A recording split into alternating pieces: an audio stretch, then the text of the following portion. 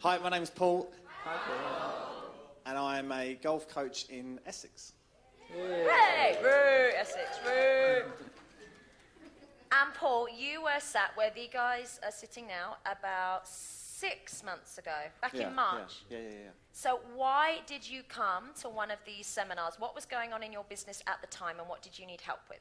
I just started a new golf club. I went in as the new head professional, starting from basically day one.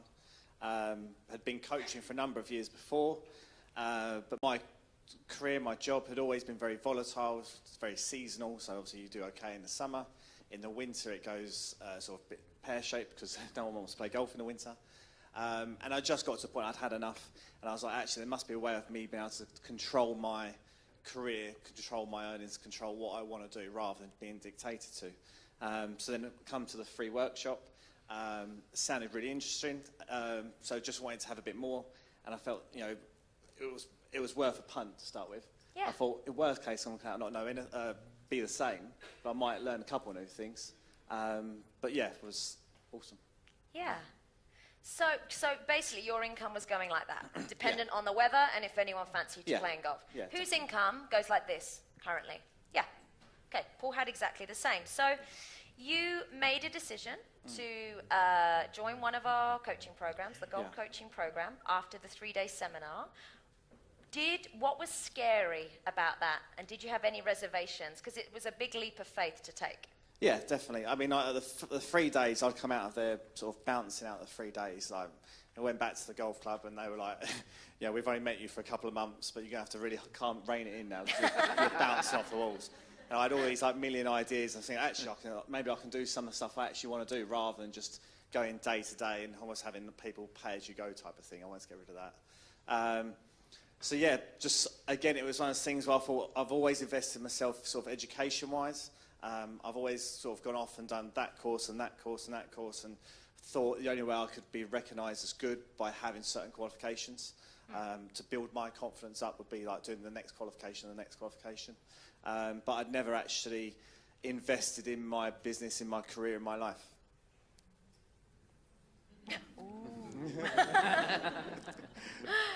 But you chose to. Yeah. And you've been working with us for about 5 months now. Yeah. What is the process of working with us like? Yeah, it's really good. It's just that, it's that accountability. It's the same thing I try and tell I get frustrated by the guys that the clients that I work with, is that you want them to keep coming back, you want to be in touch with them regularly, and it's the same thing with you guys, obviously do really, really well, is that I have Nicola, my coach, I speak to her once a month. We talk about maybe what issues I've had in the last month or what things I'm looking to do going forwards, and she gives you a real clarity in what you're trying to achieve. And with Nikki, it was just a massive boost. The biggest thing I needed at the start was a massive boost of confidence. Yeah. To believe that I could do it. What did you need confidence in? What was the belief you were looking for? Belief in myself that I could do it. I thought I was, same as everyone else, I suppose. It was the the pay as you go, but always wanting to have someone to be able to work with someone for a long period of time, because I knew that my knowledge was good. I knew I could improve someone for that long period of time, but I never had the confidence to kind of portray that to them. Mm-hmm. So at the start, it was like, you can do this. You can, encourage them to do that, and also go for it as well. Whatever you want, you can actually achieve. Yeah. So one of the first things you did when you started, your coach told you stop doing pay-as-you-go and start selling packages, so people invest larger amounts of money in one go. So what was the difference between what you were charging pay-as-you-go and what you started charging for your packages? So I was charging £45 for an hour and doing half-hour lessons as well, which I always thought were a waste of time. And the hour sessions, I would always be building up in the last sort of 5-10 minutes going, oh, right, now I need to start talking about getting them to come back again and sort of try to get this mindset of doing that.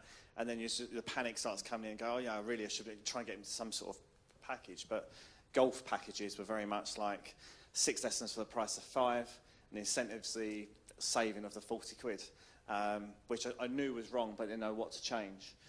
So now it's more about the results, the benefits, the results that the players get. And now my first starting package now is £280. And I have a consultation, but I don't do other lessons outside of that. So you don't get out of bed for less than 280 quid now. Yeah. Give him a round of applause for that.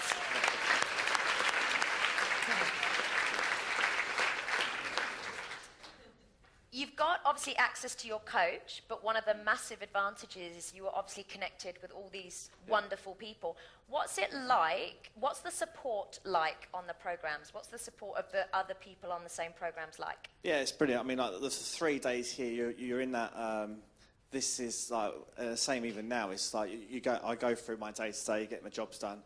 But when you're here in these 3 days, and obviously you've got the Facebook links, you just link up with people through every sort of stream possible. Like you have the 1 day masterminds as well. That you just get to talk to people that are in your bubble that are all just trying to achieve the same thing. It might be a different industry, but you're all like givers. Like you all want to make people better in some fashion. So, and it's just a slightly different spin everyone's putting on it. So I think it's nice to be in that circle where everyone's trying to, in a way, do the greater good for everything, and you're just trying to put your slant on it. So it's it's that relationships you probably build through the year. Yeah. It's really key. And how do you feel different as a result, as a person? Yeah, completely different. I had no confidence at the start of the year. Not confidence in myself and my ability. Now it's kind of, I'll talk to anyone about golf now, and quite happy to. Whether it bores them or not, I don't care really. But if you see Paul at the bar tonight, he's going to talk to you about golf. Yeah. Yeah, it's just, but now it's kind of, I was always liked coaching, but now I feel like I've got with the stuff that you've given us, I feel like I've got the voice to be able to get across to people in the right way now, and be able to make them feel better either about themselves or about their golf. Yeah. Give them a round of applause just for that. I think that's amazing. And so, Paul, you said here that your first month at the new club you were at was you made £1,800, and a top month earnings, like a summer month, prime time, would be about £3,000, but you'd never go above £3,000 earnings. £1,800 a month was about average. And so that was back in March. Yep. So what's been happening to your income recently? Yeah, it's just, the last 3 months has just been so much more consistent now. Again, before it was always going up and down. Now it's gone from, I think £3,000 might have been literally the next month after for the 3-day seminar I started here. But now I'm regularly over £4,500, if not venturing into sort of looking at the £5,000, and really that, it's not meant to sound arrogant, but Whoa. Be arrogant. Tell them. Okay, it's not arrogant. I'm confident. Yes. But now I see that as my next benchmark now. Is okay, I'm regularly doing 4.5, which is great, but it's not, the financial's not the biggest target. It's okay, I'm earning that because I'm now providing a better service, but I know I can provide even better service, and therefore the financial rewards will come from that. Yeah. So you were making 1,800. Within a month, you were on £3,000, and the next 3 months consistently, £4,500, or even a little bit more. Yeah. So you're effectively making almost £3,000 extra per month than where you were. Who would like to make £3,000 extra per month, every month, consistently? Give him a huge round of applause. Good job. And what I find really interesting is we all know how crap the British summers are generally. Yeah. You're making that no matter what the weather is, whereas previously, I guess, if it was sunny, you made money. If it wasn't, you didn't. Yeah. So now you're making that money, whether it's snowing, rain, whatever. It doesn't make any difference. And obviously, coming into the winter now, that's it's probably a slight fear that I've got. Well, what if? But I'm confident that I've got plans in place to push through anyway. Good. Yeah. Well done. Amazing. Yeah. Amazing.